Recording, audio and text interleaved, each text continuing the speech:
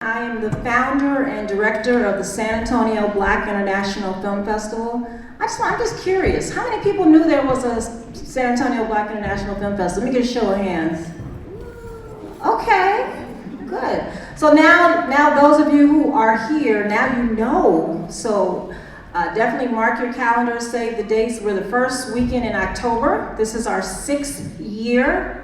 And so we're going to be October 4th through 6th this year. We're only doing 3 days this year, and then next year we're going to come back with a 4-day festival with the bells and whistles and everything. But I want to thank you all again for coming out. I'm joining today with our partners, Melaneyes Media, who have consistently done great things in San Antonio. They have the bus tour, they do Black history classes and courses. Merging with them with this particular event was important because we're really trying to get a mark on conscious raising type of programming in San Antonio. Programming that makes you go away feeling good and learning something in the process. Just having impact and having a great experience in everything. So we are so excited to bring Brother Anthony T. Browder to San Antonio. I first met him and really became exposed to him when I was in Washington, D.C. I went to Howard, and of course that's his base. And so he has done amazing things. And we are gonna have an awesome time tonight, so I just wanna make sure that everybody is ready and open for that. Before we get started with our program, I wanna just first say that this is a 2-day event. So today is here at the Carver's lecture talk, and then tomorrow we are just so honored to have the premiere film that Tony produced with his good friend and mine, Brother Dr. Runoko Rashide, who's also a renowned Egyptologist historian. So he passed away in 2021 on a tour in Egypt. So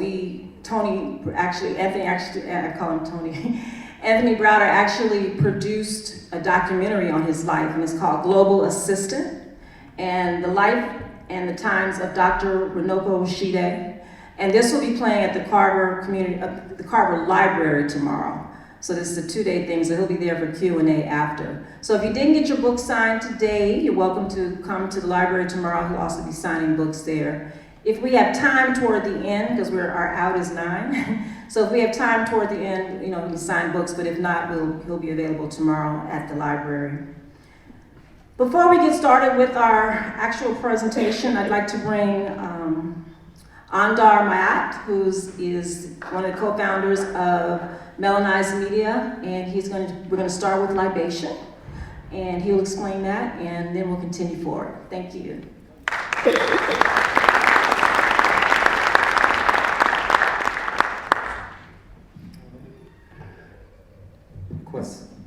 Hotel, peace, greetings. First, just want to say thank you all for being here, and truly, we look beautiful. I'm including myself in the picture. But what I want to do in opening up for this evening's program is do what we call libations. But basically, what we do with libations is a way to acknowledge the Creator and the ancestors. Because wherever we go, we take that creative force with us, and we take our ancestors with us. And we should always pause, acknowledge the Creator and ancestors, invite them to be with us, and then all things will be good. Are y'all with me? Yes. All right. So on this wonderful occasion, I think it's appropriate first and foremost is to give thanks to the Creator, the sustainer and the maker of all life, for the great gift of life. Because truly we've been blessed. We are living. Ashe? And then we want to thank the Creator for our ancestors, those who have come before us, who lived, loved, and labored for us, truly leaving us a great legacy of service, struggle, and sacrifice. They are examples for us. On this occasion, I think it's appropriate that we raise up One, Dr. John Henry Clark, who's one of our great historian master teachers. Dr. Clark was told that the missing pages of world history is Black history, and he committed his life to uncovering those pages and sharing it with the world. And truly, we've been blessed because his writing is still with us, his lectures are with us.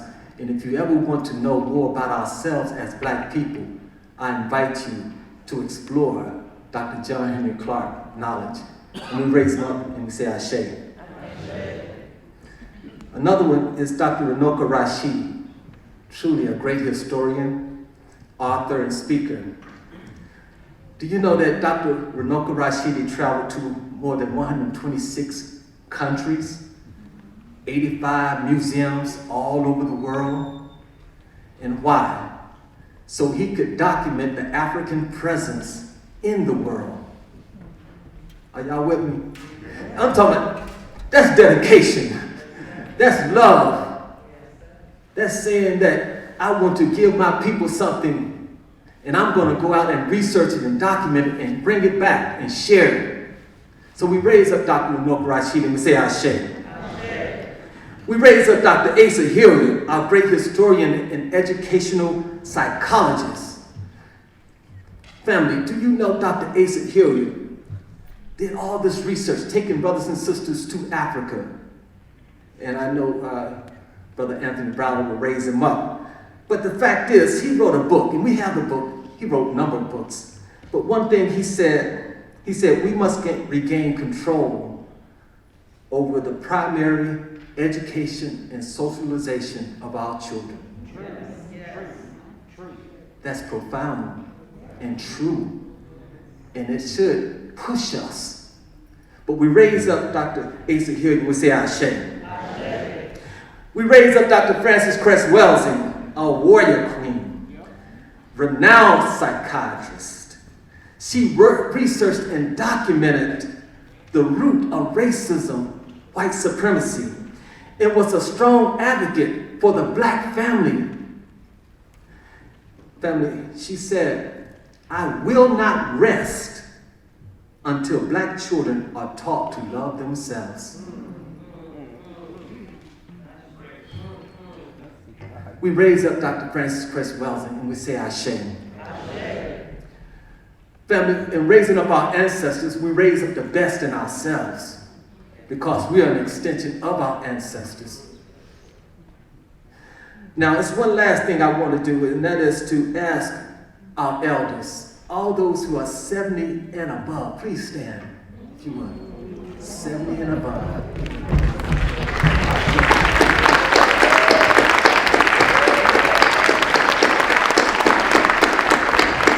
Now, don't sit down. I just want to say one word. And that is to say, now family, look around. These are wise elders. And I'm going to tell you how I know they're wise. Because they still here learning. And that's the sign of a wise person. Because as long as we're on this earth, we should be learning. And the last thing we're going to do is ask our elders permission to go forward with this program. Ask them for their blessings so we can get started. Are y'all ready? So, elders, do we have permission to go forward with this program? We have been granted permission, and we thank our elders. Now, with that family, we have done what is right and just, and now it's time to get ready for this journey. So, I'm going to bring out Sister Ada. She's going to introduce our speaker, our scholar, our master teacher, cultural historian, and we're going to take a journey through time. All right? Thank you, family. Thank you.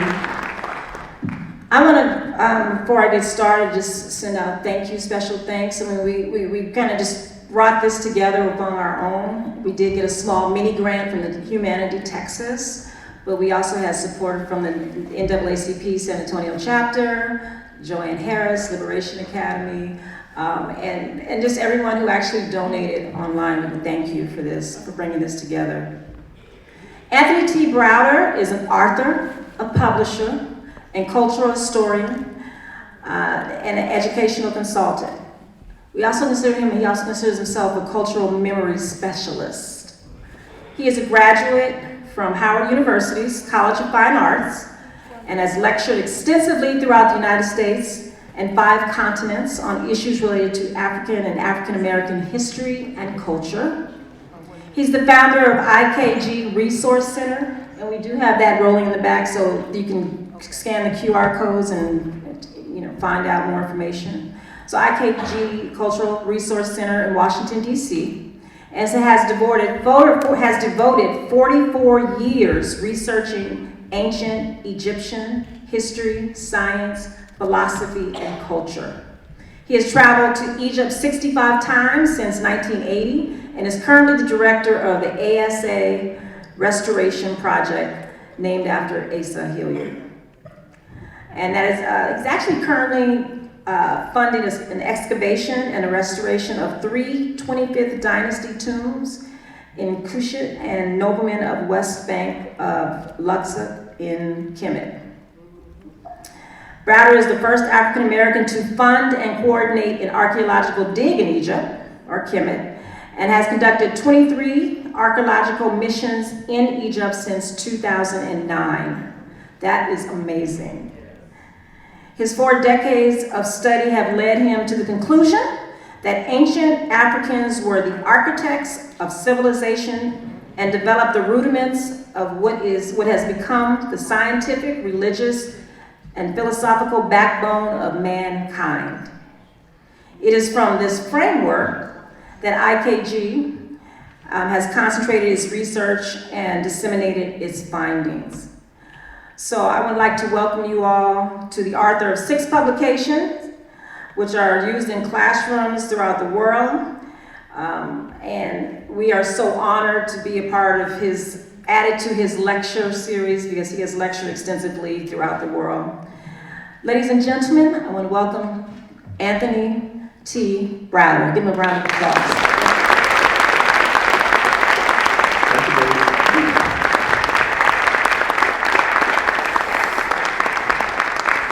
Good evening. And how are you all? You look phenomenal. I am so pleased to be here. This is my first time presenting in San Antonio, and it's nice to be in a city that's named after me. How about that? I want to thank Sister Ada and Brother Aundar for making this evening possible. Whenever you do a program such as this, a lot of work goes on behind the scenes that most of us aren't aware of. And it's important to acknowledge those people who make events such as these happen. I can get out of this PowerPoint, we can move on. And it's important to be able to make activities like these possible, to promote them so that people can come out and attend, and to have technicians assist us to make sure that everything works like it's supposed to. And matter of fact, I can do it this way. All right, good. Thank you, sir, I appreciate it.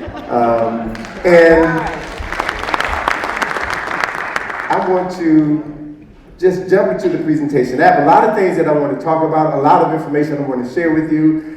And I believe in using my time judiciously. So let me just jump into it, share my information, and then we will have time at the end of my presentation for a Q&A. Does that sound good? Yes. Excellent. Well then, let's get started. So, as was mentioned in my introduction, I have been traveling to Africa for 44 years now, and 67 of those trips have been to Egypt. I've visited numerous countries on the continent, and all of this work has allowed me to do what I love to do. You know, there's an old saying that if you do what you love to do, you never have to work a day in your life. Well, I have not been working for the past 45 years. You know, so I'm honored to have these opportunities to travel around the world and share my love with others so that I can spread the love to you all. Information history is so profoundly significant. And I want to share with you some of the people who put me on this path, because my capacity to share my love for African history with you extends beyond myself.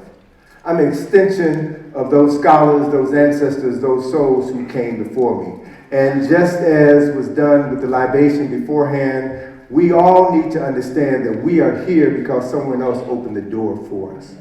And I want to acknowledge 3 door openers for me. The first was Dr. Ivan Van Sertima, who 47 years ago today made me aware of something that I didn't learn in elementary school, high school, or college. And that was that the ancient Egyptians were black.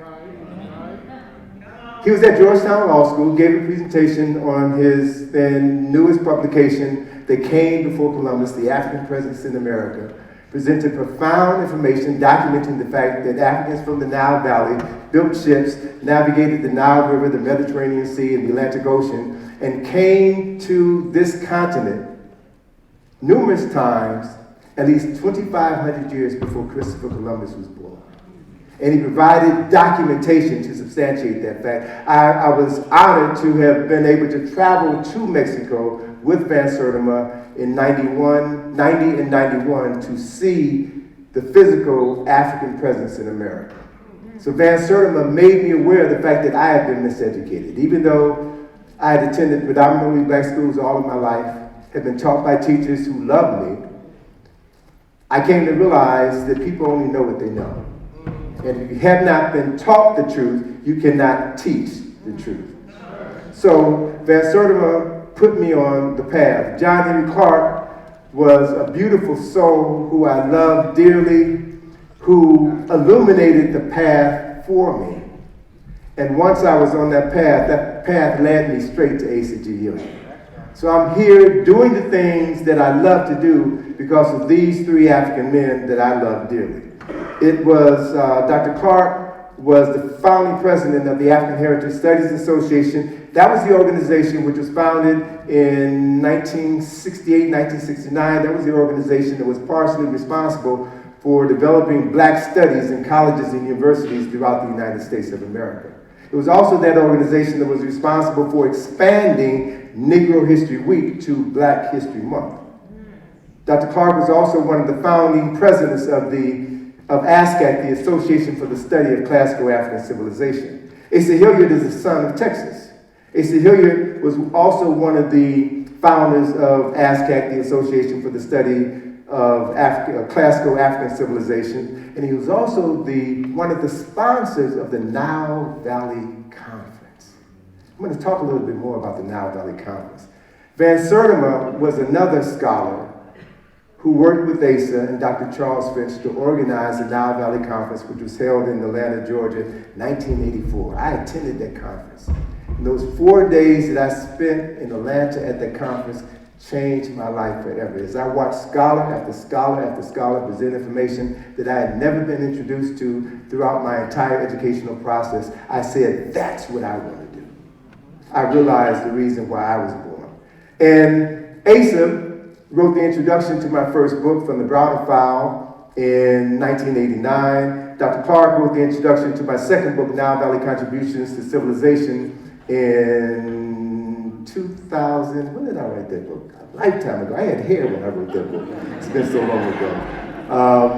And in 92 is when I wrote Nile Valley Contributions. And then Dr. Van Sertima, who was the editor of the Journal of African Civilizations, did a review of Nile Valley in one of his publications. So these brothers are responsible for opening the door for me and making it possible for me to do all the things that I've done. The Nile Valley Conference was held at Morehouse College, September 26th through the 30th, 1984.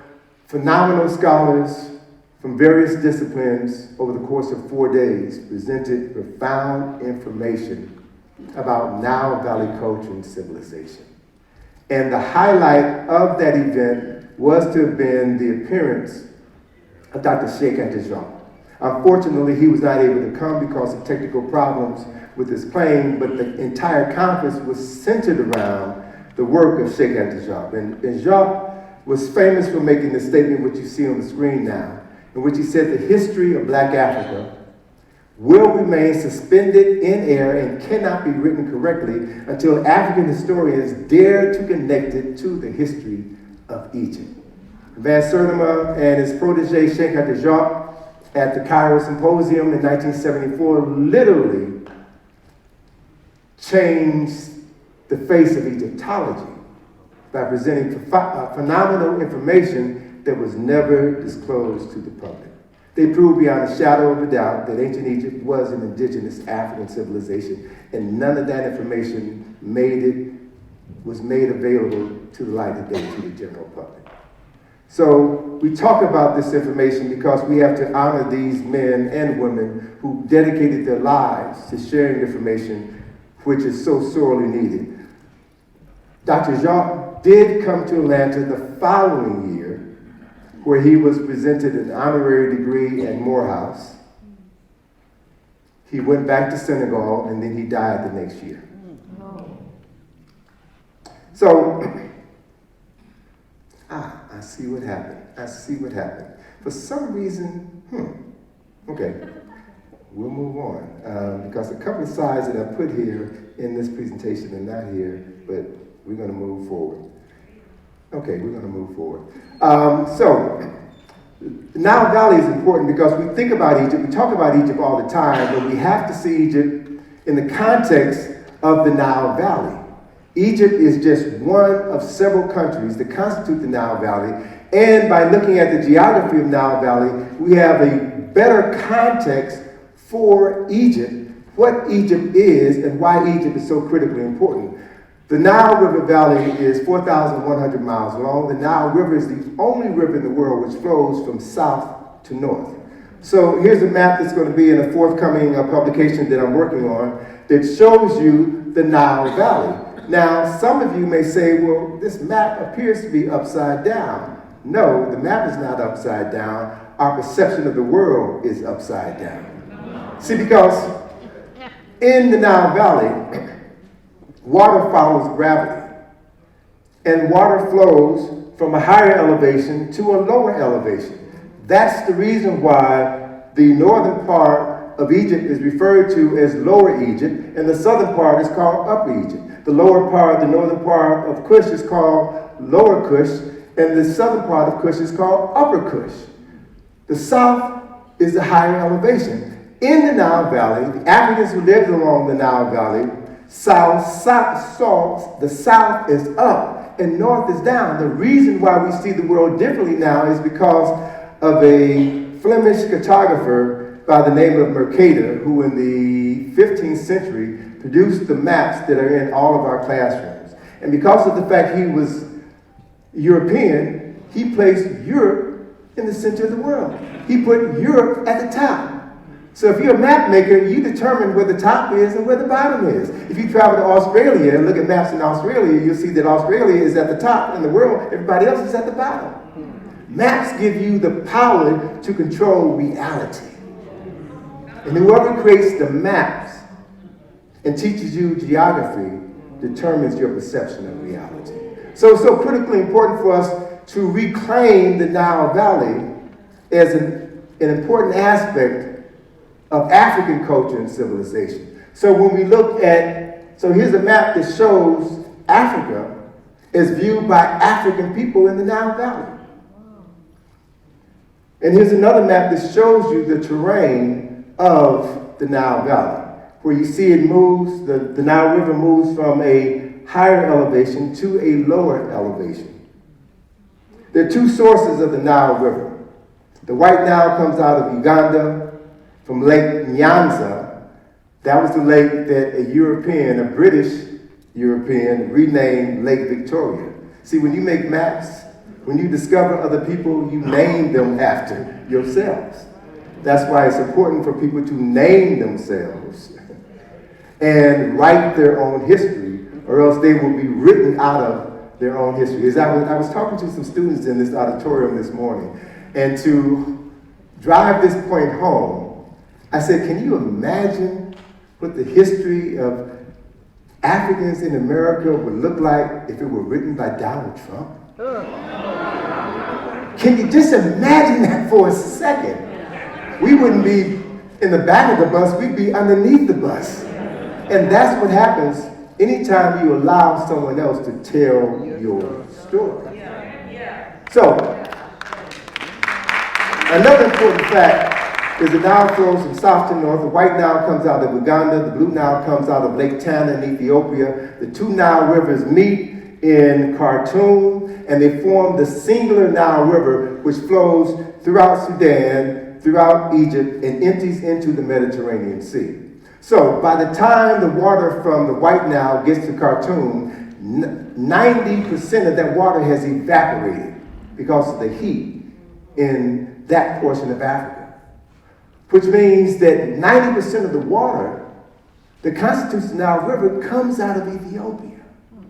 And not only does that water come out of Ethiopia, but Ethiopia is a country that has the richest soil I've ever seen in my life. There's volcanoes all around Ethiopia, and the soil is jet black. It's the most fertile soil I've ever seen. So that soil, that silt, was washed out of Ethiopia into Egypt every year the Nile flood. And when that water flooded in Egypt, it covered the east and the west bank a mile in each direction, deposited that silt, and made Egypt the most fertile land on the continent. Egypt was the breadbasket of the Roman Empire. You could drop $1 in the soil in Egypt and grow a money tree. You know, it's that fertile. Of course, I'm kidding, but you get my drift. So another important book, another important scholar is Chancellor Williams, who wrote a book entitled The Destruction of Black Civilization. And in that book, chapter 2 of that book, he references Ethiopia, or Egypt, as Ethiopia's oldest daughter. Chancellor Williams understood that the civilization that we know as Egypt had its origins in Ethiopia. And if you really want to understand ancient Egyptian civilization, you must go to Ethiopia. You must study the history and the culture and the traditions of Ethiopia, because that is the source of that ancient wisdom. As I said, 90% of the water that forms the Nile River comes out of Ethiopia. But what's critically important is that the foundational myth of Kemet comes out of Ethiopia. Kemet is the original name for the country that we now call Egypt. And what most people don't realize is that Egypt is a Greek word. Pyramid is a Greek word. Sphinx is a Greek word. So if you cannot call things that were created by African people in Africa by the names that they gave them, then you don't know what you're talking about. Let me give you one example, just one example. Pyramid, everybody's heard of pyramids, right? But does anyone know what that word pyramid means? Pyramid is a Greek word which means little flat cake, like a pancake. And that word was used by the Greeks when they came into Egypt during the 3rd and 4th century BC. And they saw the ruined pyramid fields in Saqqara.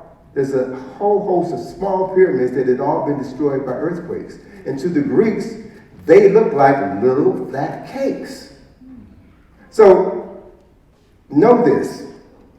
I would dare say that 44 years of studying Egyptian history, 44 years of traveling to Egypt, I can say conservatively that 90% of what we've been taught about Egypt is wrong. There are no tombs. Pyramids are not tombs. No body has ever been found in any pyramid. There's 118 pyramids in Egypt. And no bodies have ever been found in any of them. Pyramids are not tombs. The original name for that structure, which the Greeks call pyramid, is Mir, M-I-R. And the word Mir means the place of ascension. Mir were structures that were placed over tombs. So all of the tombs are in the ground. These structures were like tombstones. A tombstone is not a tomb. It is a marker that identifies where somebody is buried. More specifically, that word Mir means place of ascension. And it was designed specifically to facilitate the ascension of the soul buried in the tomb underneath it into heaven where the soul of that person could be reborn. So in that context, we have contemporary Egyptologists who have ceased using the word pyramid and are now using the word mir, and some are even bold enough, courageous enough to refer to mir as resurrection machines, because that's what they were designed to do, to facilitate the resurrection of a soul buried in the tomb underneath into heaven. And not just any point in heaven, a specific location in heaven where all souls go to be reborn. That's an aspect of this ancient African culture and civilization that's never talked about. But once you begin to look at it from an African context, everything changes. So, moving forward. The foundational mythology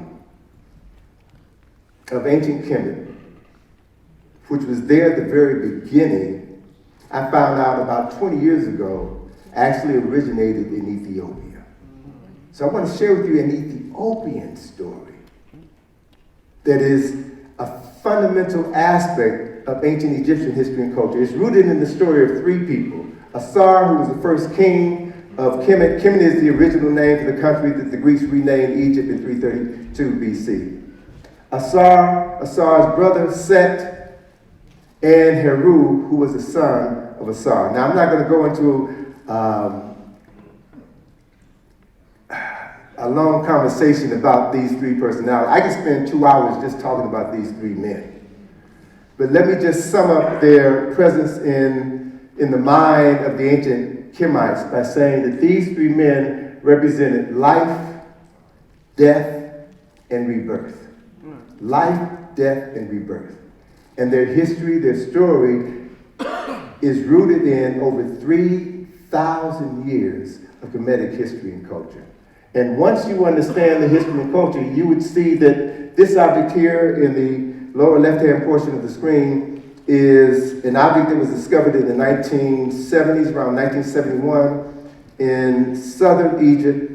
It is known as Naphtha Playa. This object, which is a series of stones that were found in the desert, this object is the oldest astroarchaeological calendar known to mankind. It was created about 7,000 BC, 3,500 years older than Stonehenge. And it's oriented to the heliacal rising of two very important star systems. The star system that we refer to today by its Greek name Orion, and the companion star associated with Orion, the star system that we refer to today as Sirius. So, ancient astronomers in the Nile Valley, 9,000 years ago, developed the oldest astrological calendar known to mankind and oriented to the heliacal rising of the star system Orion and the rising of the star, the heliacal rising of the star Sirius. And it's the rising of the star Sirius, the heliacal rising of the star Sirius, which precedes the annual flooding of the Nile. We have temples in Egypt that tell the story of these three personalities. The image on the lower right is the temple of Edfu, where the story of Heru battling his uncle Set is recorded on the wall in 4 different images. And then the center image is an image of Heru from the temple of Seti I in Abydos. And that's an image of Heru after he reclaimed the throne of his father. Short version of the story. Asar was responsible for unifying the two lands of Upper and Lower Kemet and establishing the first nation state in the history of mankind. He is said to have introduced writing, hieroglyphics, agriculture, and established the first nation state. And then he decided to share his technology with other people within the continent of Africa. But he was murdered by his brother Set, who usurped his power. Asar was murdered, and as I said, it's a long story, but ultimately, Asar was resurrected from the dead.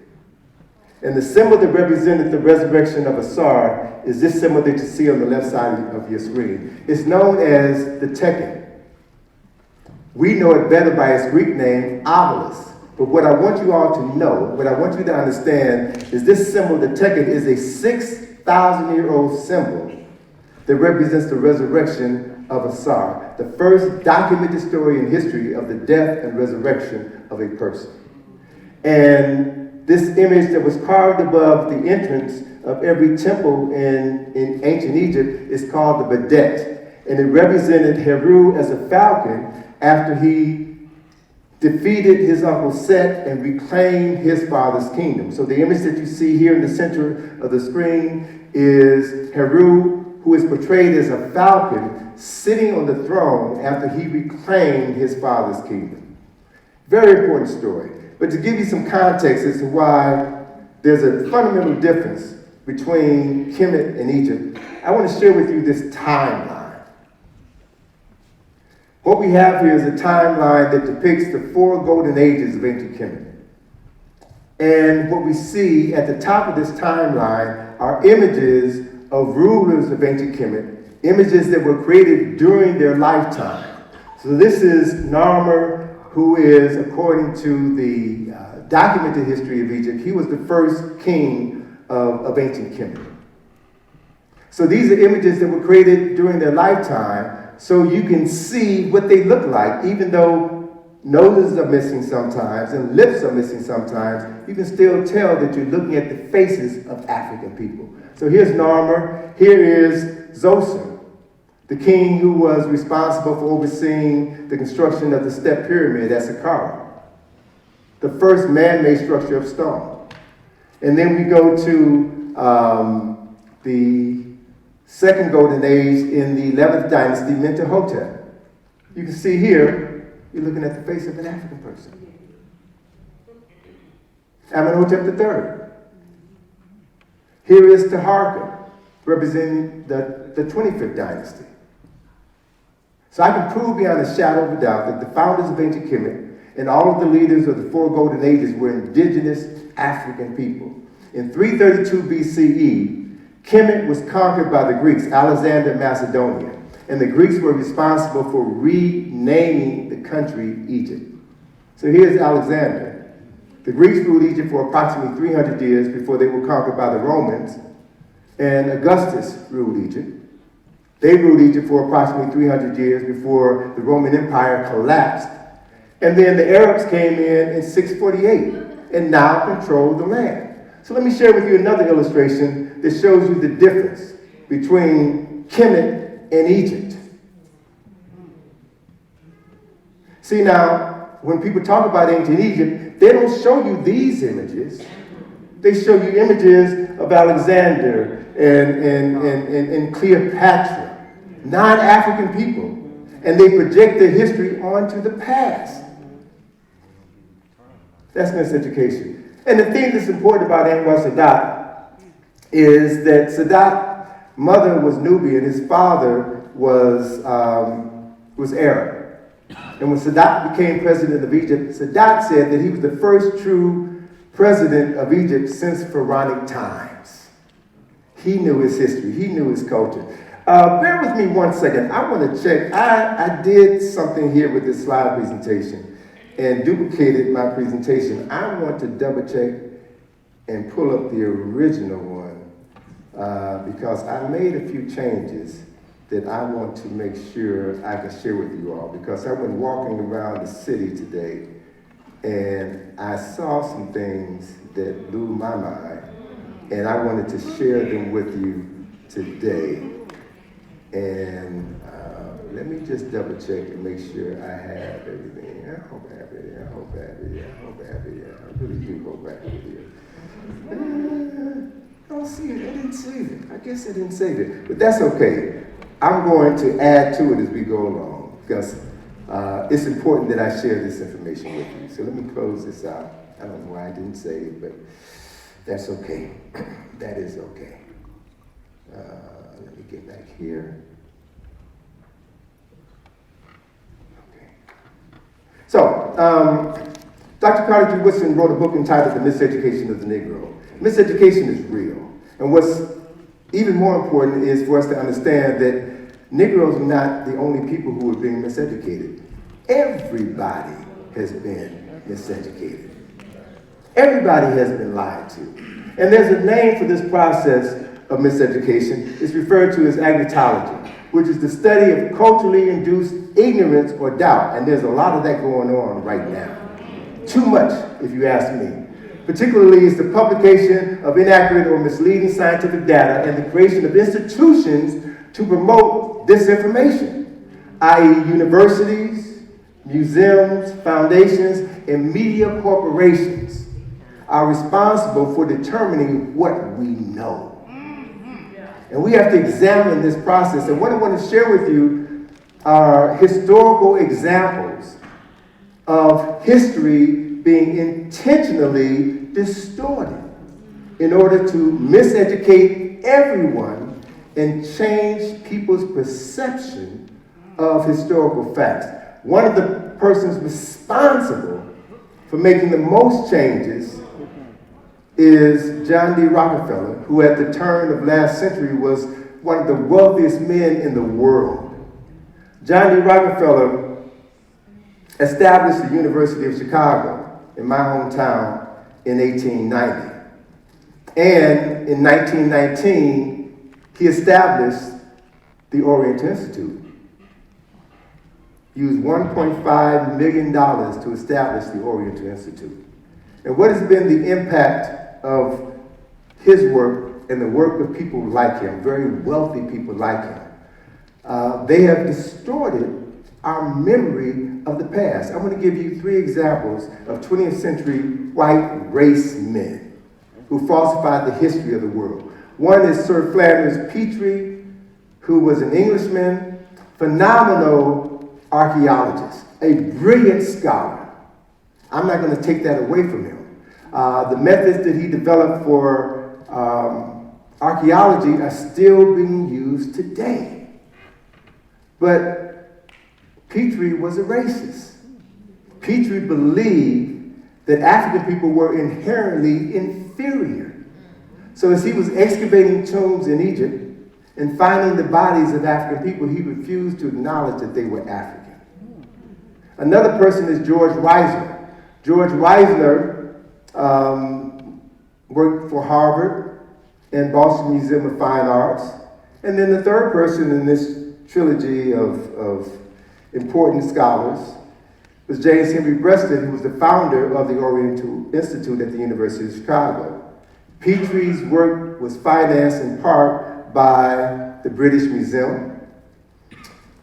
And it's important to understand, that many of these museums are now being faced with returning some of the artifacts that they stole from people all over the world.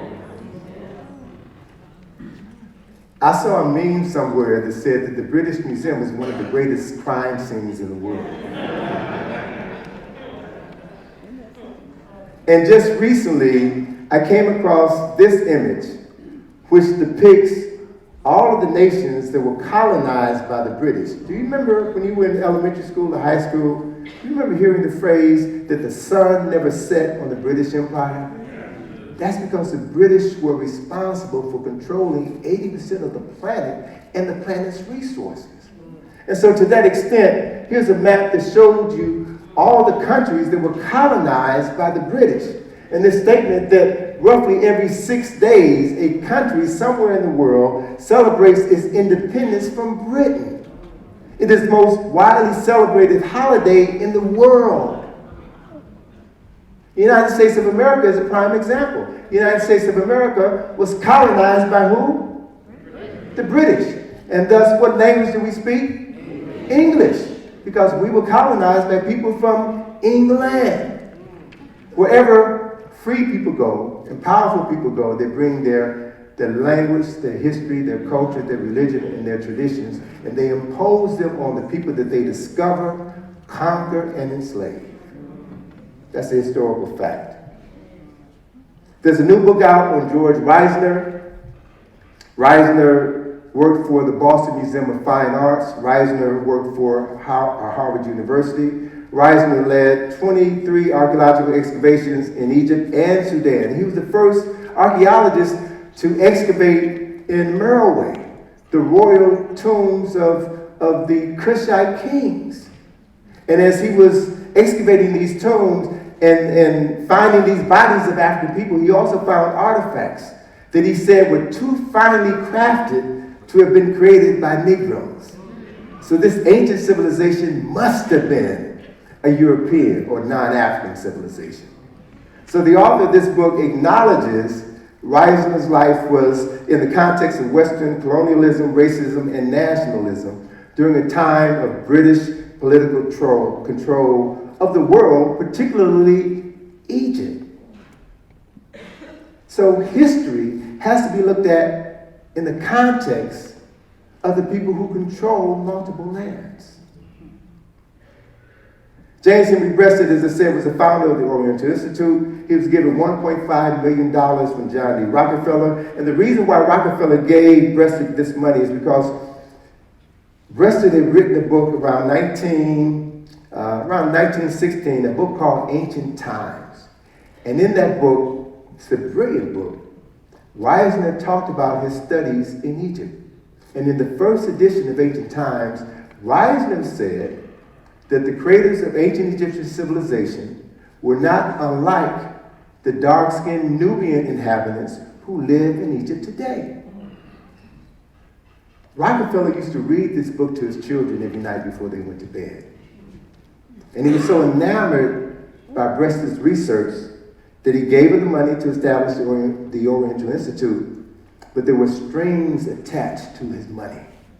So in the 1935 revised edition of Ancient Times, Breasted removed all references to Nubians as being the originators of ancient Egyptian civilization. And he added a new chapter in this book that was dedicated to the members of the Great White Race. And this is the map out of this book, which he lays out the quadrant of the world where the Great White Race lived and influenced cultures and civilizations in ancient times. And you see Egypt falls within the dominion of the Great White Race.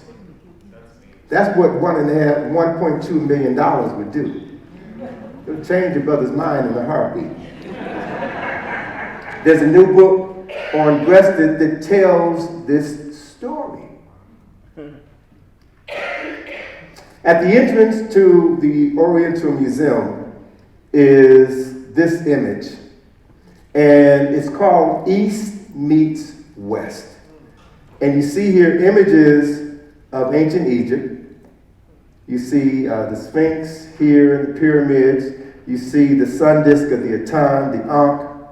And the ancient Egyptians, white Egyptians, are giving their knowledge to modern man, Western man. East meets West. So it's an acknowledgement that Western culture and civilization, many aspects of Western culture and civilization, originated in the Nile Valley. So what all of this has resulted in is what I refer to today as Afrophobia, anti-African sentiments. It's a perceived fear or hatred of the cultures and peoples of Africa, as well as Africans in the diaspora. What we're witnessing right now is the erasure of African history. And so Afrophobia shows up in the United States as opposition to African studies, critical race theory, the revision of slave history, opposition to DEI, and what some people refer to as wokeness, as if it's all right being asleep, dumb, and ignorant. Afrophobia also shows up in Egypt, and I've seen it worsen over the past 3 years. It's worse now than it's ever been before. It has showed up last year alone, as opposition to Afrocentricity, opposition to Kevin Hart. Kevin Hart was to do a concert in Cairo last February, and they shut him down because he supposedly did an interview, which I have not been able to find anywhere, an interview where he said that his ancestors were kings and queens in Egypt. And because of that statement, they shut him down. Netflix last June produced a documentary on Cleopatra, and they dared to depict Cleopatra as a mixed-race woman of color.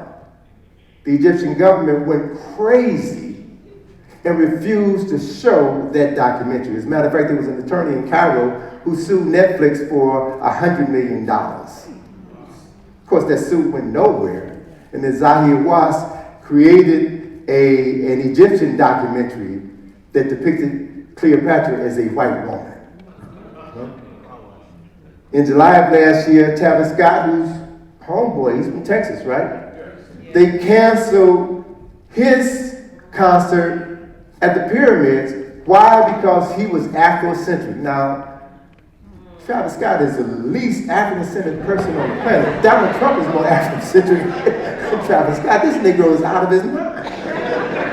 But they canceled him because he was African-centered, which is nonsense. This stuff has gotten out of control. And what I can tell you based on my own personal experiences, that the anti-African sentiments that we're seeing in Egypt right now is the direct result of anti-African sentiments that we see in the United States of America. As a matter of fact, they're being funded by the same sources. And this thing has gotten so bad that last year, the Egyptian government, the Supreme Council of Antiquities, banned the Metropolitan Museum and the Leiden Museum in Amsterdam for 2 exhibitions which they claim were Afrocentric. This thing has gotten out of control. It really has. So, Dr. Clark, John W. Clark, said that if you expect present-day school systems to teach your history, African history, and teach it correctly, you're dreaming. That's not going to happen. It's never happened. Powerful people cannot afford to educate the people that they oppress. Education is for liberation. And you cannot expect your oppressor to teach you how to liberate yourself. The Chinese people don't go out into the world begging school systems to teach Chinese history. The Japanese don't do that. Jews don't do that. What do? They teach their history themselves. And that's what conscious people should do. And quiet as it's kept. That's what black folk did before integration. We had our own schools, in our own segregated communities. We had teachers who looked like us, who cared about the well-being of every child in that classroom and made sure that you could read, you could write, you can reason, so that you can go out into the world and make something of yourself and make your community proud. That's what education is supposed to do. But that's gone now. That's gone. So, I want to share with you, and I want to be aware of the time, but I want to share with you 13 facts that people who are opposed to this type of presentation want you to forget. 13 facts. The first one is that art shapes consciousness. And because of my training, my background in art, design, and advertising and marketing, I understand the value of images, the power of images, and how images shape consciousness. I want to share with you my interpretation of some of the art in front of the U.S. Customs House in Lower Manhattan. This building was constructed in 1907, and there are 4 statues at the entrance to this building that represent the 4 continents: Asia, America, Europe, and Africa. I want to focus on 3: America, Europe, and Africa, and show you these images, which were carved by Daniel Chester French, who was the go-to sculptor in early America. He was responsible for creating over 250 public works of art, which adorn government buildings throughout the United States of America. Right? So here's the entrance to the U.S. Customs House. Here are the statues of America and Europe, and you see depictions of women, because all of the continents are named after women. Symbolically, metaphorically, realistically, women give birth to people. Women represent nationhood and the people of certain nations. So artistically, it makes sense to use the image of a woman to represent a continent, a nation, culture, and civilization, right? So we see America is depicted as a woman. She's holding a torch in her hand. The torch is symbolic of light. Light is a metaphor for knowledge, similar to the Statue of Liberty in New York City, holding a torch, right, representing the light of the world. She's holding in her lap sheaves of corn, which represents America's ability to feed herself, feed her nation. Next, we see Europe, who is represented by Minerva. Minerva is the Roman goddess of wisdom, knowledge, and warfare. Minerva was victorious in every single battle. So we see Minerva is wearing the breastplate of a warrior. She represents Roman history, Roman culture, Roman imperialism, hence the eagle above her shoulder. But I want you to take notice of her left hand. Her left hand is resting on a book, and a book symbolizes knowledge. I want you to note, too, that that book is open. So an open book represents the application of knowledge. I want you to note also that that open book is resting on a globe, the world, which symbolizes Rome's ability to use their knowledge to conquer and control the world. Does that make sense? Can you all see that? Okay, so let's now look at Africa. U.S. Customs House.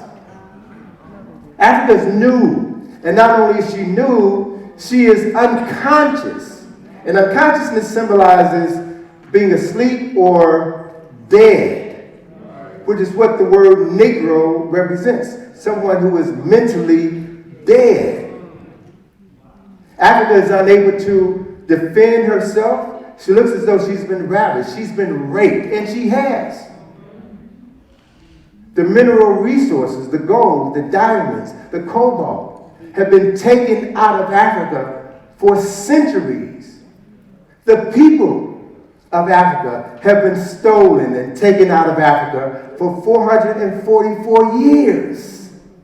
That's real. So Africa is dead. Africa is unconscious. Africa is unable to defend herself, her resources, or her people. This is in front of the U.S. Customs House in New York City right now. Now, as insulting as this depiction is, but I want you all to know that what is even more important are the images behind these three statues. And I guarantee you that 99.9% of the people who visit this building and go in and out of this building have never looked behind these statues. So do you want to see what's behind these statues? Yeah. Let me get a drink of water. My throat is parched.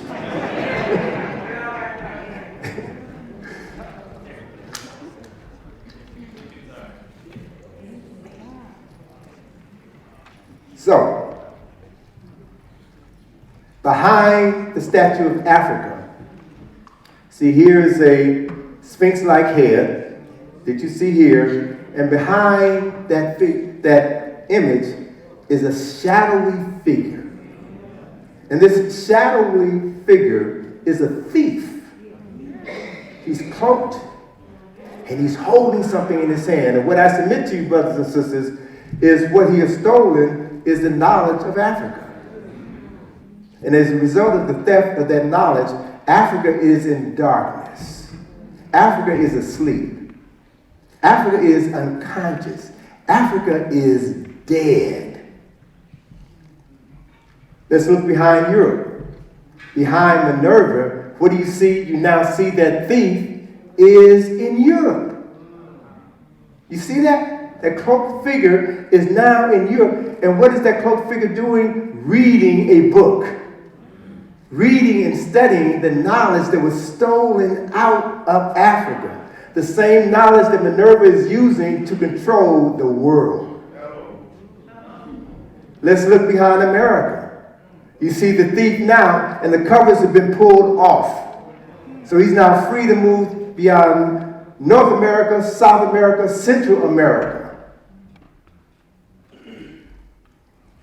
I didn't make this up. All I'm doing is interpreting what is there. Does this make sense? Okay. So let's move forward. It's here. Good. All right. So, So you all recognize this building? Good, good, good, good. Because the thing is, once you understand African history and culture and the symbols associated with African history and culture, you can go anywhere in the world and reclaim your historical and cultural memory. So my hotel is at the Semester, and I decided I wanted to walk over to the Alamo to see if I could find Pee Wee Herman's bicycle, right? It wasn't there. There's no basement. Been lied to again, Lord. So as I was walking down the street, I saw this building. And because I have a background in architecture, and if I can be accused of anything, I can be accused of being too observant. I see everything. I want to understand everything around me. And I saw that building and something caught my eye. Something caught my eye. I said, what have we here? Huh? So what are you seeing in this image? You see Africa is prominent. Now, this morning I was talking to some students and some elders, and I shared with them, is anybody here today who was here this morning? Brother in the back? Okay. So, what did I say about the origins of humanity? Do you remember? All right. It all started in Africa. But I referenced the source. I don't talk about anything that I can't document, right? Do you remember the name of the institution I referenced? You don't. Young lady, do you remember? Okay, that's okay. That's why you have to come and hear me speak multiple times so the information can sink in. I referenced I live in D.C., so you all have heard of the Smithsonian Institute, right? In the Smithsonian Museum of Natural History, there's an exhibition in the David Koch Hall of Human Origins. David Koch of the Koch brothers spent $15 million on this exhibition, which is about 15 years old. I shared with the students this morning what I will share with you all right now. So this is not Tony Browder saying this. This is Tony Browder sharing with you information that's in the David Koch Hall of Human Origins in the Smithsonian. In that exhibition, it says 300,000 years ago, Africans were the only people on the planet. And that 60,000 years ago, these Africans in Northeast Africa began walking out of East Africa into Asia and populated Asia. It goes on to say that 40,000 years ago, another group of people from East Africa walked into Western Asia, the landmass that we now call Europe, and populated Europe. So let's just take these three facts and process for a minute. The first people on the planet were who? Africans. And how long ago did they live? 300,000 years ago. And they were the only people on the planet. And then these Africans walked into Asia, what time frame? 60,000 years ago. And they walked into Europe, how long ago? 40,000 years ago. So the first people in Asia were who? Africans. The first people in Europe were who? Africans. That's a historical fact. And the other fact that's not talked about is how Africans in Asia and Africans in Europe speciated and became the people who now dominate those lands. That's another lecture in and of itself. But it's a commonly accepted fact that African DNA, African mitochondrial DNA, is the oldest DNA on the planet. And that every person on this planet carries within their bodies the mitochondrial DNA of a African woman, which can be traced back to her descendants in Northeast Africa to this very day. So what that means, simply stated, it means that there's no such thing as race. Race is a false construct that was created by racists in order to divide humanity into colors and assign the lowest marker of intelligence to people with the greatest amount of melanin in their skin. There's no such thing as race. There's only one race, the human race, which is of African origin. But there is such a thing as racism. And that's what we've been dealing with for over 400 years. If racism wasn't true, we'd be having this conversation under a mango tree somewhere in Africa right now. All right? So we see here Africa, and we see race coming out of Africa. We see, metaphorically, Adam and Eve, the first man and woman, coming out of Africa. And then we see over here, America. His arm is resting on America. And the woman here is holding in her hand a 5-pointed star that represents the state of Texas, right? So people always depict their history and culture. And what is she doing? She is reading a book, studying the knowledge of the world. He's holding a papyrus scroll in his hand, studying knowledge. So remember this image about knowledge being stolen out of Africa, taken into Europe, and being used to control the world? You see it right here. America holds a torch, he's holding a torch. Light and illumination, knowledge. The same image above the Oriental Institute, East meets West. That's what you see here, East meets West. So the truth is hidden in plain sight. But if you don't know history, you won't know what you're looking at. That's why education is so critically important. So point number 2, film is propaganda. I'm so pleased that Sister Ada is involved in films, and that I'm pleased that she's giving us an opportunity to showcase Winoka Rashidi's documentary tomorrow, because film has been used as a means of propaganda. I want to share with you a couple of examples as we move onward. There have been 18 films about Cleopatra, beginning in 1899 to the present day, and all these Cleopatras are white. Last year, Netflix dared to produce a story about Cleopatra and presented Cleopatra as a mixed race person. Now, if you truly understood the history of the Greek presence in Kemet, or Egypt, then ancient Kemet, like many African nations, is a matrilineal nation, which means that the bloodline is passed on, is determined by the woman. So in Kemet, every mother, African mother, determined the African king. So when the Greeks came into Kemet, they followed this same tradition. The Greek rulers, i.e. European rulers, married African women so that their children would become the legitimate heirs to the throne. So Cleopatra the 7th was the byproduct of this process, which had been taking place for almost 300 years. So technically, Cleopatra was not a white woman, she was mixed race. She was a mulatto. Or if she lived in Texas in 1925, she would be called a Negro. What did Thomas Jefferson say? 1 drop of black blood makes you black? So, why focus on Cleopatra? Cleopatra really was not the most important queen in ancient Egypt. Why focus on Cleopatra? Focus on Cleopatra because this is during the time of the Greek occupation of Egypt. Let's go back in time when Egypt was Kemet. Let's go to the 18th dynasty. This is Queen T. Queen T, she was one of the most powerful rulers in the world. If you come to Egypt, go to the Cairo Museum, the largest statue in the Cairo Museum is the statue of Queen T and her husband, Amenhotep III. An African power couple.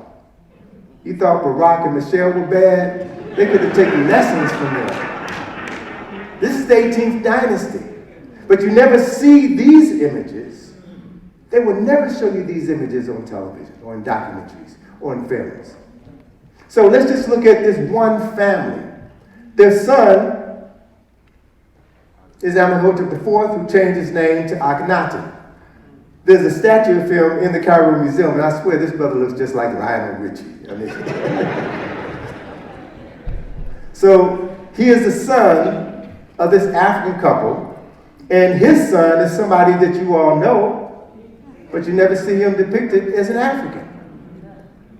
That's because the history of Black Africa has been hijacked. It's been hijacked.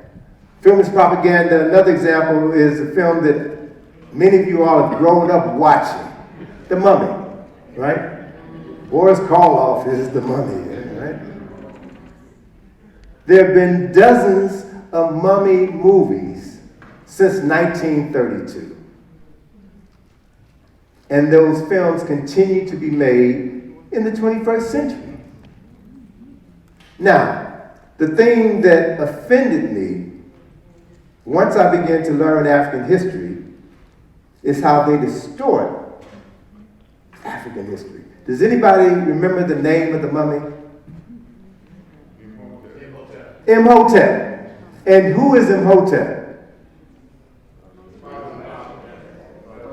Father Medicine, but he's also the person responsible for designing the step pyramid at Saqqara, the first building of stone, a 19-story skyscraper that is still standing today.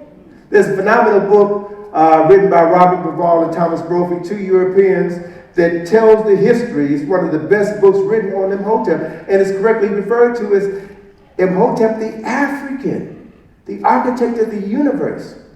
He was the prime minister of the king Zoser. He was a philosopher. He was a poet. He's the person who gave us the statement, eat, drink, and be merry, for tomorrow you would die. And he's also acknowledged as the father of medicine. Not Hippocrates, but Imhotep is the father of medicine, and he lived at least 2,000 years before Hippocrates. These are historical facts that folk don't know about. Film is propaganda, and the Africanists strike back. Right? So this is an image that was created during the time of the Roman occupation of Egypt. Guess who this is? This is a Tsar. This is how the Romans perceived a Tsar, the founding father of ancient Kemet. They portrayed him as an African because they respected that ancient history, just as the Greeks did. They respected that ancient history. But there was a film that came out a couple of decades ago called The Gods of Egypt, and all of the gods of Egypt were depicted as white.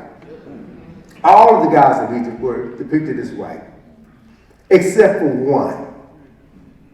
Chad Boseman was offered a role in this film, and he took it because Chad Boseman went to Howard. And while he was a student at Howard, he worked at a black bookstore two blocks down from Howard University, and he sold black books. He read black books. He read my books. He read Dr. Welsing's books. He read Asa Hilliard's book. He read John Jackson's books, so he knew his history. So he knew when he saw this script that the script was flawed, but he wanted to at least depict one true African god of Egypt. He had some integrity. So you have Heru or Horus and Set depicted as non-African people in this film. Another example, film is propaganda, the Africanists strike back, Black Panther. So Chad Boseman was ultimately offered a role as a Black Panther, and he said, he's a student at Howard, graduated from the College of Fine Arts, where I graduated from, and I'm so proud to say that Howard 3 years ago named the College of Fine Arts in honor of Chad Boseman. Right?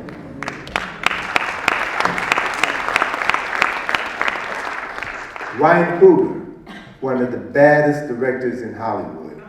Young brother was born and raised in Oakland, California. His parents were former Black Panthers. His parents read African history, had a library of African books. Chad Boseman grew up learning his history. Thus, when Disney gave him a budget of $100 million to write the script for Black Panther and to direct Black Panther, he took their money and used that film to tell a story about African history.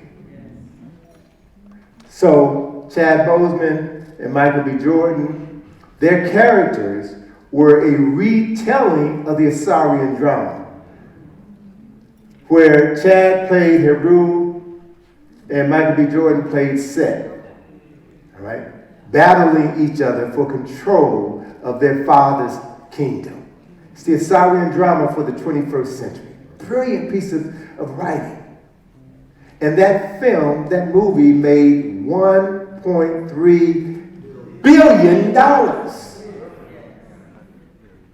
It was the third film that Ryan Coogler made. So Ryan Coogler, with this one film, has become the most successful black writer and director in Hollywood history. Grounded in history, grounded in his culture, and produced the most successful film a black writer or director ever made. So that's the power of knowing who you are and having the courage to tell your story creatively. It's got to be entertaining, right? But you can always find ways to tell your story. So if you remember the opening scene of Black Panther, you see the first king was led to the heart-shaped herb by this Black Panther. Anybody remember this Black Panther's name? Bast. Bast is Bast, B-A-S-T. And who is Bast? Bast is a figure that came straight from the Nile Valley. So Ryan Coogler again incorporated elements of comedic history in this film. But if you don't know the history, it went over your head. It went over your head, but it's there. Film is propaganda, African Strike Back, Patah versus the Oscar. Everybody knows what that statue is, right? The Oscar, the highest award given by the Academy of Motion Picture Arts and Sciences. Would you believe me if I told you that the inspiration for that statue is an ancient African image? Where's my evidence? There it is. That's, oops, there it is. Oops, there it is, okay. That is Patah. Patah is the patron saint of artists and craft persons in ancient Kemet. Patah was the inspiration behind Imhotep designing the first building known to mankind. Huh? So your history is everywhere, hidden in plain sight. And once you know it, you can reclaim your ancestral legacy anywhere you go. So, Patah was the inspiration behind the construction of the Step Pyramid at Saqqara. So, you know, I see a Black Panther Oscar. The movie Black Panther was nominated for 7 Oscars and won 3. It was nominated for more Oscars than any other black film in history. And that one film won more Oscars than any singular black film in history. And we need to understand how this happened. It didn't happen by happenstance. If you understand the significance of ancestors and libation, this is evidence of the ancestors' hand in helping to reveal certain truths. Why? Because it's time for these truths to be revealed. So, I want to talk briefly about the Ace of Restoration Project. This is a project that I've dedicated the last 14 and a half years of my life to, something that I fell into, nothing that I've ever planned to do. It was an opportunity that presented itself. And when the opportunity came, I was ready. We have, for the past 14 years, been responsible for funding the first archaeological excavation in Egypt funded by people of African ancestry in the history of Egyptological excavation. We started off in 2008 funding the excavation, conservation, and restoration of 3 Kushite tombs. And at the end of last season, we're now up to 44 tombs. We have made some incredible discoveries, and as a result of these discoveries over the last 14 years, we are literally in a position now to rewrite the history of all of Egypt. So here's a photograph that was taken in 2010 as we were excavating the primary tomb, the temple tomb of a priest, 25th dynasty priest by the name of Karakamen, who worked at Karnak Temple. I'm not going to go into a lot of details, but this is an actual photograph. We completed the excavation of the first pillar hall, and we started in July of that season, beginning to excavate in the second pillar hall. We literally have excavated 2,700 tons of debris. And in the process of excavating this tomb, we found over 34,000 fragments.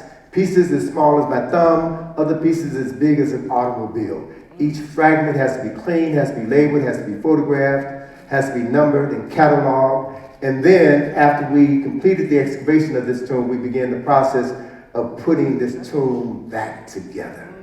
It's been phenomenal work. It has radically changed my life, right? So, as we excavate these tombs, as I said earlier, we started off with 3 tombs. As of last year, we now have over 43 tombs. And we have found over 115 bodies of ancestors. So as we find these bodies, we can now reconstruct the stories of these people. We find their names, we find other artifacts that were buried with them, and we can tell their story. So now we're in a position to tell the story of 3 people. Karakamin's brother, Harold Marquette, Karabashkin, who was the mayor of Waset, and Nesbonedjed. These are all priests, Kushite priests of the 25th dynasty, who worked at Karnak Temple on the east bank of the Nile River. Karnak Temple is the largest temple complex ever built by humans on the planet. The largest religious complex on earth. And these 4 African men, these 4 Kushite men, were responsible for managing this entire complex. This is the 25th dynasty, around 700 BC. This is African history. This is world history. These men, their ancestors, they came from Kush. And these are the ruins of the pyramid fields in Kush, modern-day Sudan. Did you know that there are more pyramids in Kush than there are in Egypt? There's over 400 of these structures in Kush. And all of them have the tops knocked off.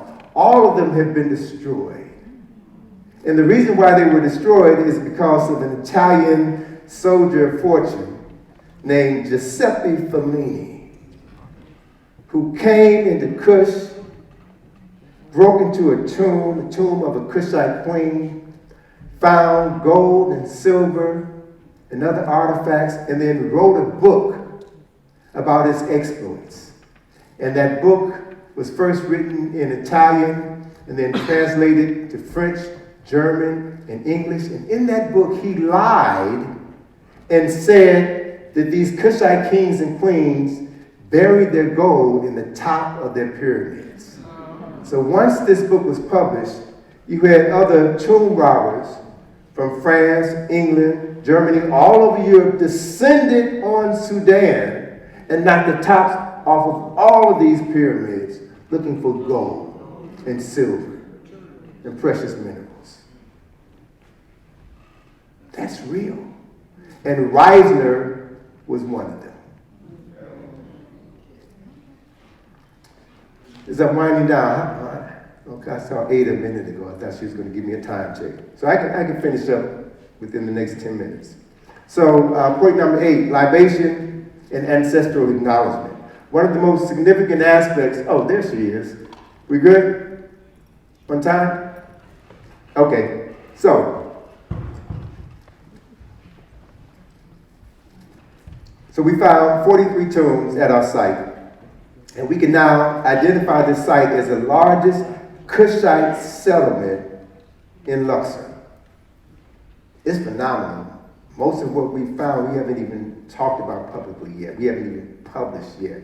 So over the course of the next 10, 15 years, as more material is produced, we will literally change the world's perception of the 25th dynasty, which is commonly referred to as the Negro dynasty. And if the 25th dynasty is the Negro dynasty, if the 30 dynasties in Egypt, it means that the other 25 dynasties were non-Negro. Huh? That's a terrible game that's been played for far too long. But every new tomb that we discover allows us to discover the name and the identity of a new ancestor. And when we find these tombs, we pour libation and acknowledge these ancestors, because that's what these tombs were for. The whole purpose of building a tomb is so that the living could remember the dead. So you pour libation and call the names of your ancestors to one, to acknowledge them, and two, to invite them to be present in your life today. That's African. And you can find that tradition throughout all of Africa, north, south, east, and west. That is African. It's not voodoo, it's not superstition, it's not anti-religious, it's what all conscious people do. And you know what? They do it in America as well. Next month, we're going to have Mother's Day. And if your mother is alive, you wear a red carnation. If she's deceased, you wear a white carnation. Why? Because white is the color associated with death. In June, you have Father's Day, where you honor your male ancestors. And in July, you have what? The 4th of July, where you honor, America's founding fathers. You have Memorial Day at the end of May, where you honor those people who died giving their life to defend your nation. So every conscientious people understand the value of honoring their ancestors. It's the civil thing to do. It is uncivilized not to know your ancestors or to honor them. It is uncivilized. So there's a quote from the book of ə-nīz, a 19th dynasty papyrus, that says, pour libation for your father and your mother who rest in the valley of the ancestors. The next rule will witness your action and accept it.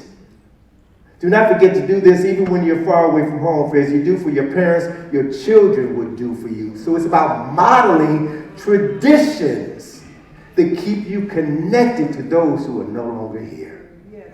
There's power in that. So one of the other things that I've learned recently as a result of studying the works of Sheikh Anta, studying the works of the scholars who studied under him, and other contemporary scholars, African scholars, this is important, because what Sheikh Anta, Teofilo Benga, and other African scholars have done is to look at the connections of Nile Valley culture and civilization to Niger Valley culture and civilization, and they've identified the similarities linguistically, spiritually, artistically, and otherwise. So we now know that there were 6 migrations from the Nile to the Niger between 660 BC and 560 ACE. 6 migrations that have been documented. Very few people talk about, very few people even know about. So I became aware of the significance of this, so just hold on, I'm wrapping up, okay? So in 2016, we had a conference in Egypt, and we visited sites of other archaeologists who were showcasing the work that they were doing. We went over about 2 miles north of where we're working in an area known as North Asasif, which is right near the temple of Hatshepsut, which is like over here in this area, right near the Valley of the Kings. And I visited a tomb that would never be open to the public. You know about that tomb, don't you? Yes. Yep. Visited the tomb that would never be open to the public. And as I said, when I walk into a space, I study every space that I'm in. I'm looking around, and I looked up in the ceiling at the entrance to this tomb, and I saw something that rocked my world. I saw this image. Now, it's kind of hard to see. Let me show you a reproduction of that image. Any Akans here? Anybody know anything about Akan culture, Akan history? So that symbol is known in the Akan culture as the Akoma symbol, which is also known as the Sankofa symbol. So I've been able to document the origin of this symbol in Kush. And it was developed in Kush as late as 1200 BC. So now, understanding that there were migrations from the Nile River Valley to the Niger River Valley, we can now add another piece to the puzzle that will help us reconstruct African memory.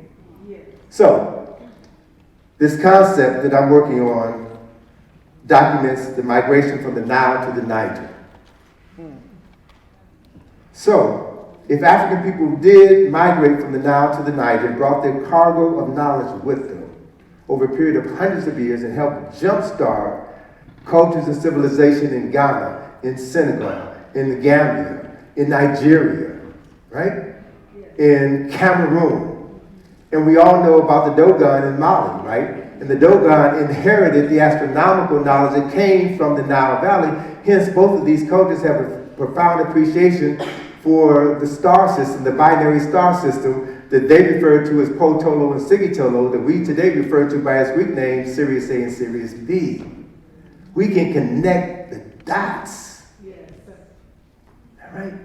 So, if Africans were stolen from West Africa and brought across the ocean to the Americas, what has now been documented, and we're going to be writing about this information, is that genetic studies have been done with West Africans and African Americans in finding elements of Nile Valley DNA in West Africans and African Americans.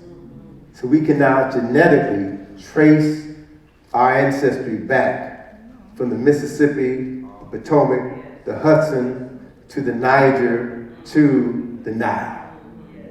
The world is about to change. You all need to get ready for that change. So if you ever watch The Tonight Show with Jimmy Fallon, you know Questlove, the drummer, founder of the Roots, you'll notice that every show he wears this pen. It was a pen that was given to him by his partner, co-creator of the Roots, Black Thought. This is the pen associated with the African burial ground. It's a symbol of Sankofa. And as we know, Sankofa is a Adigma symbol that comes from the Akan in Ghana, West Africa. It is a symbol that means it is not forbidden to go back and reclaim your knowledge of the past. You have a responsibility to know who you were. It's your obligation to reclaim your memory. There's a phenomenal film that came out last year on Netflix called The Descendant that documents the descendants of the last slave ship that came into America after the importation of enslaved Africans. It was banned in 1808. Phenomenal documentary how these people in Mobile, Alabama created a city named Africa Town. And they're trying to hold on to Africa Town because gentrification is coming. And history is being erased. So, the other reality is we can now trace migrations from the Nile to the Niger to the Potomac. I've lived in Washington, D.C. for the last 52 years. 38 years ago, I created a field trip called Egypt on the Potomac, which I've been able to document the influence of ancient Nile Valley architecture, mythology, symbolism, history, and culture in the layout and design of Washington, D.C. in 1791. I've been doing this activity for 38 years, connecting dots. So let me give you a taste of what we're talking about. The National Museum of African American History and Culture opened in September of 2016. You will find this Sankofa symbol is quite prominent in that museum. And what a journey to that museum teaches us is that we're African not because we were born in Africa. We're African because Africa was born in us. Africa is in our DNA, right? We're not Negroes. We're not colored people. We're not black people. We're African people. Yes, ma'am. All right, she's telling me to wind up. So let me finish this thing up. So, quick interpretation of the architecture of this building. The exterior of the building is called the Corona, and it was inspired by a Yoruba shrine post from Nigeria. 3 inverted triangles was the inspiration for the exterior of the National Museum of African American History and Culture. But also, take note that the angle of the corona is designed to match the angle of the capstone of the Washington Monument. 17 degrees, compared to 73 degrees. So what the architect who designed this building was doing was making a symbolic parallel between West African culture and East African culture, showing the connection between the Nile and the Niger, hidden in plain sight. History hidden in plain sight. So, moving along quickly. Everybody knows this building, right? It's on your $5 bill, right? The Lincoln Memorial. Everybody knows this statue. This statue was created by Daniel Chester French, the same person who created the statues in front of the U.S. Customs House. The same man, right? Daniel Chester French had traveled to Egypt and seen the incredible monuments of Egypt. And he went to Abu Simbel and saw the monuments at Abu Simbel and said, I want to create something like that in America. And that's what Abraham Lincoln represents. Abraham Lincoln was modeled after this image of Ramesses II in Abu Simbel. Here is Abu Simbel. Huh? Imitation is the purest form of flattery, even if you steal it. This is David Ajay, the Ghanaian British architect who designed the exterior of the National Museum of African American History and Culture. This is, you all know what this is, right? Right? We call it the Washington Monument, but if you take our Egypt on the Potomac field trip, you'll know that it's really a SARS monument, and I can prove that when this building was opened in 1888, it was dedicated to a Sar, first king of Kemet, and not George, first president of the United States. I only talk about what I know, and I always present my evidence to back up what I'm saying. So, the Washington Monument and this reflection pool was copied from the Tekenu, the stand at Karnak Temple, where these Kushite kings had control. As a matter of fact, this sacred lake in Karnak Temple was created by Taharka. No, not Taharka, Shabaka, the third king of the 25th dynasty. Every temple in Kemet had Tekenu. Every temple in Kemet had a reflection pool, a sacred lake. So what we see in Washington, D.C. is nothing but a copy of African architecture. As a matter of fact, David Ajay said that at its best, architecture is a physical manifestation of a culture's highest ideals. If you're going to steal from someone who has more than you. If you're going to copy from someone who does things better than you do. So, all right, winding down. Give me 3.5 minutes. Talked about this in my first book from the Browder file.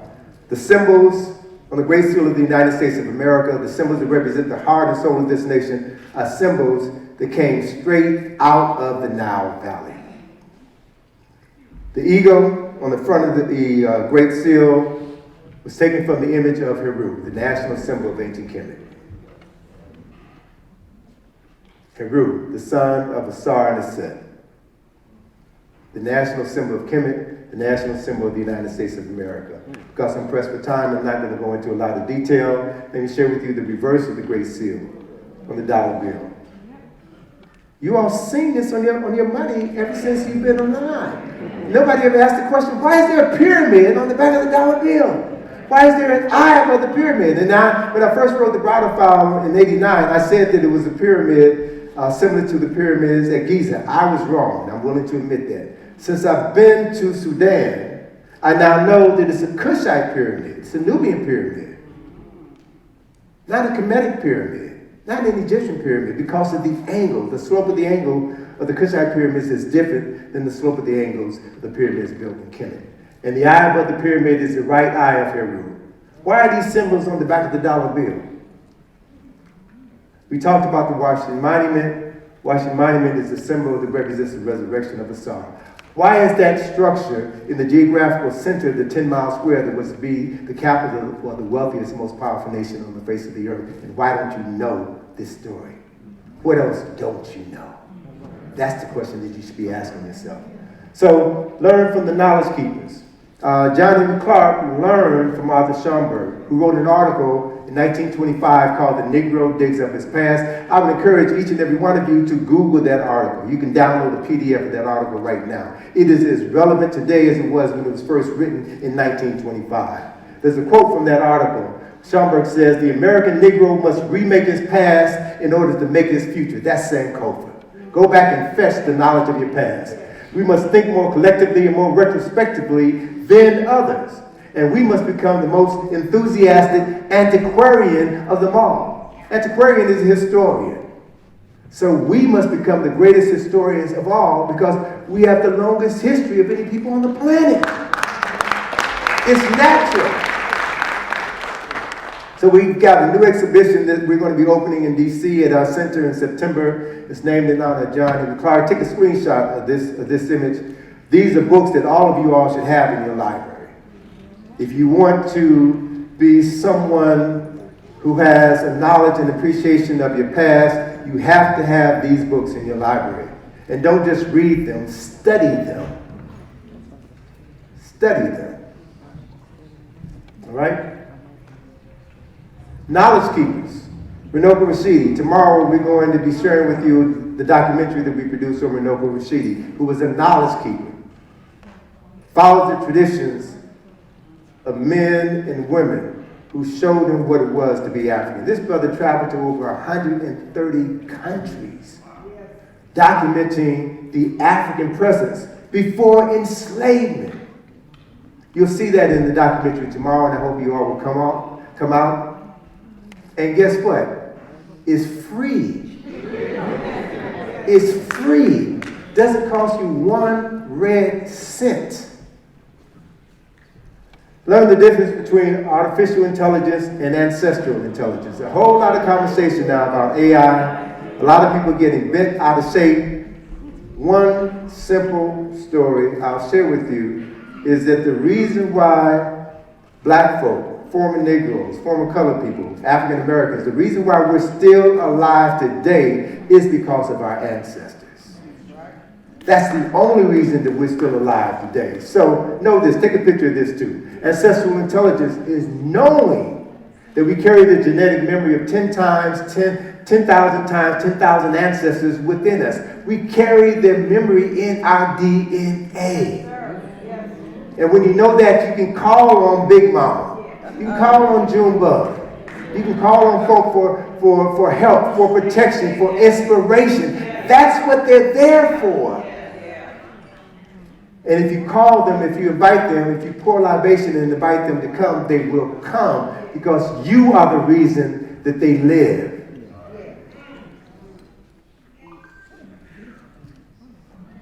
So the National Museum of African American History and Culture, if you go to that museum, if you understand what it really is, it's more than a museum because it has the artifacts of thousands and thousands of Africans free and enslaved who lived and died. And every artifact that a person has, the houses that they lived in, the clothing that they wear, contains their spirit. Yes. So this is more than a museum. This is a shrine house. And if you go into this building with the right consciousness, you will be inspired. Inspired, inspirited. Your ancestors will tap you on the shoulder, will whisper in your ear, and make you realize something that you didn't even know existed. That's what they do. That's what they're there for. So, the last thing is seek knowledge itself 24/7, 365. You can't teach 3,000 years of African history in 1 month. So today is an opportunity to give you a taste of African history, just a taste. Tomorrow we'll give you another taste. And what you do with all this information is left up to you. And the quality of life of your children, your grandchildren, and your great-grandchildren will be determined by what you do with this knowledge. That's it. I'm done. Thank you very much. Sorry for